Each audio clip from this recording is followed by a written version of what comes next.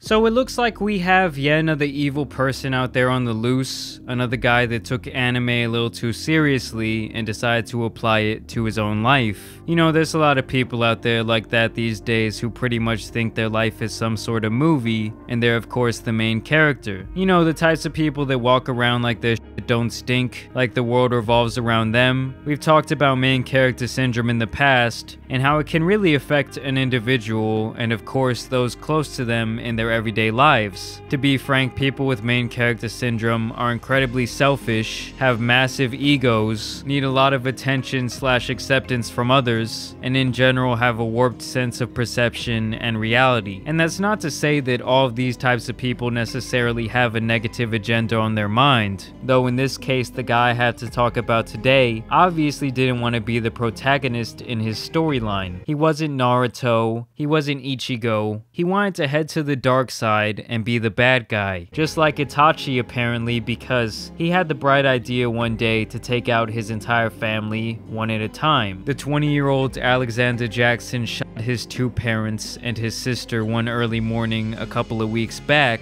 all because they told him he either had to find a job or move out of their house. So basically he was a freeloading bum who sat on his ass all day collecting Cheeto dust on his fat fingers and using his mom's debit card to send Pokimane donations. I just cannot believe that instead of just picking up a job at the local grocery store, the lazy fuck decided to take out his whole family. This is truly a mentally disturbed man who deserves the utmost punishment. He shot all three of them in a premeditated fashion that police described as an execution-style murder. He then tried to call 911 in a panic and pretend like an intruder had come into the house and committed this horrific act. And to make it more believable, he even shot himself in the foot, explaining that he and this mysterious intruder were wrestling for the weapon, and that's when he got shot in the foot, claiming that he had awoken to gunfire in the house and went out to try and be the big bad hero and save his family, which is honestly just about as believable as Call Me Carson getting laid. It sounds to me like the fucker watched one too many John Wick movies and thought he was some sort of action hero, when in reality he was the villain all along. And to top it all off, it's not like he had a bad life in any sense of the word. This man was extremely privileged for his entire life. He grew up in a very rich neighborhood, he had a great family, and still he was obviously a human piece of trash. It's just crazy to me that someone with so many advantages can turn out like this. And he was obviously pretty stupid as well, because he didn't even think this through enough to try and make it look even a little bit believable. No broken windows, no kicked down doors, just the bullet in his foot was his entire story. Like, where did the burglar go? He just decided to slay your entire family and for some reason he spared you? I mean, that doesn't even make any sense. So obviously the police were immediately suspicious. This got a lot of local media attention, and it was safe to say their community was shook. And when they started questioning him is really when things started getting serious, and his life officially began to fall apart as the lies unraveled and he was eventually arrested. Now he faces life in prison for 3 charges of premeditated murder. It's my hope that the little fucker will never breathe a breath of fresh air again, and he really deserves nothing but the worst. But who knows, I'm sure he'll claim he was crazy, I'm sure he'll claim he was mentally disturbed, and somehow get out of prison. These people are monsters. These are people who I believe lack a conscience, and I just cannot believe he went through with all of this when all he had to do was get off his ass and get a job. There's a ton of them out there. I mean, everywhere you turn, someone is hiring.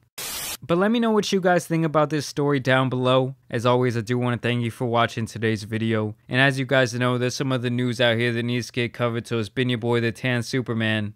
And I'm out. Peace!